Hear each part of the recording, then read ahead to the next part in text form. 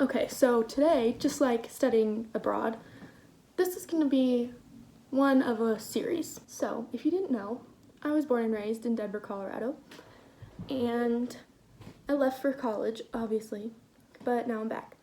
And a couple different times, my roommate and I have looked into moving closer to the city, and through that, and through growing up here, I thought I should make a series where like locals talk about where to live in their city and where to not live. Like for girls who are moving to a brand new place and they're young and don't want to live somewhere terrifying, and don't have a ton of money to spend on rent.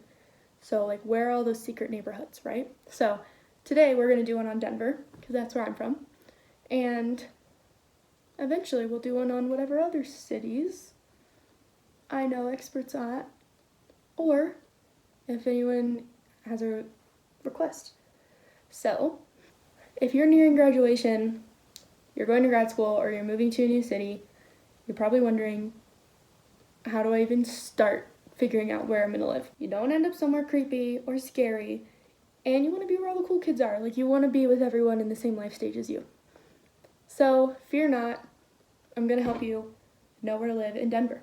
So, Colorado's split into like two areas: the mountains and the non-mountains, which is called the Front Range. In the Front Range, we have our capital city, Denver, and then we have an up-and-coming city, Colorado Springs, which is like an hour to 2 hours south of Denver. So a lot of young people are living in Colorado Springs, and a lot of people are living up in college towns up north, like in Fort Collins or Boulder. But I prefer Denver because that's where all the sports are, that's where most of like concerts end up, and you're kind of in a central location to like anywhere in the mountains instead of being super south or super north. So that's just my opinion though. So I'm going to talk about Denver, but there's definitely other cool places in the city to live that like aren't farms or suburbs. So obviously the closer you are to the heart of the city, the more expensive it gets. Also, like I said, I grew up here, and in 2012 when they legalized recreational marijuana, we got like a whole influx of people moving here. So now we have way too many people here, not enough places to live. That makes housing cost a lot, which sucks because housing shouldn't cost that much. Like, there's not a lot to it, you know? So if you look up like best neighborhoods to live in Denver, here's what you're gonna find: the Highlands, Cap Hill, Sloan's Lake, Wash Park, and Five Points. Those are usually the most common ones.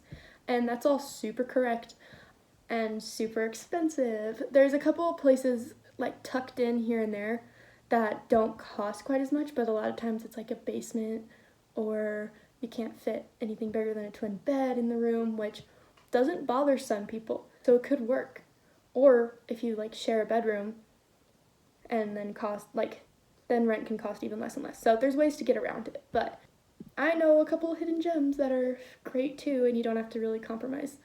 First one is Golden. Golden's like in between Boulder and Denver, sort of right. It's like right at the foothills, which is where the mountains begin. So you're already there. You're already 30 minutes to an hour closer to anywhere in the mountains, and you're not that far from the city. There's a lot of like young people that live there that I didn't know. Like a lot of the friends I've made or people I've talked to are like, yeah, I live in Golden. And I'm like, what? Because I didn't know that was a thing. The other one is a town called Stapleton. They recently changed the name, right on the other side of the highway that like cuts through Denver.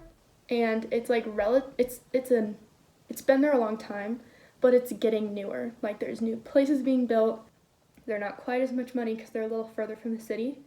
And like that's where my older sister lives, and a couple people I graduated high school live there. A couple grad students live in that area. So that's another good sign, is that like a lot of people your age are there. Another hidden gem I recently found out about is Wheat Ridge. Wheat Ridge borders the Highlands, like the best neighborhood to live in, and this northern Colorado town called Arvada. So depending on what part of Wheat Ridge you're in, like if you're nearby Sloan's Lake, that's a pretty sweet area. There's a lot of young people and a lot more houses. So if you're trying to live in a house, or if you've got like tons of people you're trying to live with and you need like several bedrooms, that's a really good idea to look in Wheat Ridge. The next one is Fort Collins, which is my favorite town in Colorado. That's where Colorado State is. And it's just a really cool college town. There's really good energy there, and it's pretty much the foothills. You're very close to the mountains, like the northern mountains. But there's a lot of students who stick around once they graduate. There's a lot of grad students. There's a lot of families that were once CSU students. It's a really cool place. And because it houses mostly students, it's like relatively cheap to live there. And the last town / neighborhood I would recommend is called Lakewood. Lakewood is home to a couple different college campuses. Like, it's close by to Denver University, Colorado Christian, and a few other smaller ones. So there's quite a few young adults there, and housing doesn't cost that much. It's further from the city, closer to the mountains. It's great. It's a good area. So obviously what you also really want to know is like where to avoid. So usually it's really obvious if you get to go see the places you're looking at. So I would recommend that too. Like, if you are able to be in the area that you're trying to move to, or you're taking a little trip to go look at places, you'll know. Like, you'll have a feel for it. Me and my roommate looked at this place the other day and parked outside. Like, the place was up against the sidewalk. On the other side of the road was like a row of tents.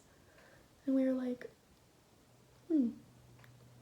that might not be super safe for us. So the first thing I would say is that you don't need to avoid Colfax anymore. I feel like every city, town has that one street that everyone's like, don't go there, it's like bad and needles. But Colfax is like the biggest, I think it's the biggest road in the city, a really long road. Not every inch of it is scary or bad. So don't rule something out just because it's on Colfax. There's still obviously parts of Colfax that are a little bit iffy, but it's calmed down a lot, and I wouldn't want you to pass up on something really cool because you think that you know that street's bad. Also, my second piece of advice would be to look at what's around the place you're looking at. If it's mostly pawn shops, car dealerships, buffets, those types of establishments, it's probably not a super great area. The best areas are like by coffee, sushi, Trader Joe's, or like a residential neighborhood. And then the third one, which is like somewhat of a joke, if you know anything about Denver, you know about Casa Bonita, which is a whole nother podcast. But if you're looking at a place and it's anywhere close to Casa Bonita, you're probably gonna want to skip it. So that's pretty much all the advice I have for you as far as Denver goes.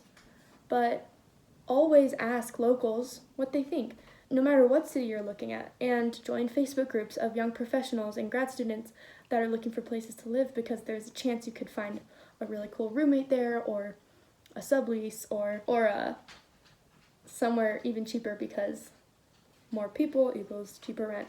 So good luck. We don't necessarily want you to come to Denver because of the outrageous influx starting in 2012. But if you do come, I want you to be safe and happy and in an area that's inspiring and uplifting and encouraging. And therefore, I hope this helps. If you end up in Denver, slide into my DMs. Maybe we can hang out.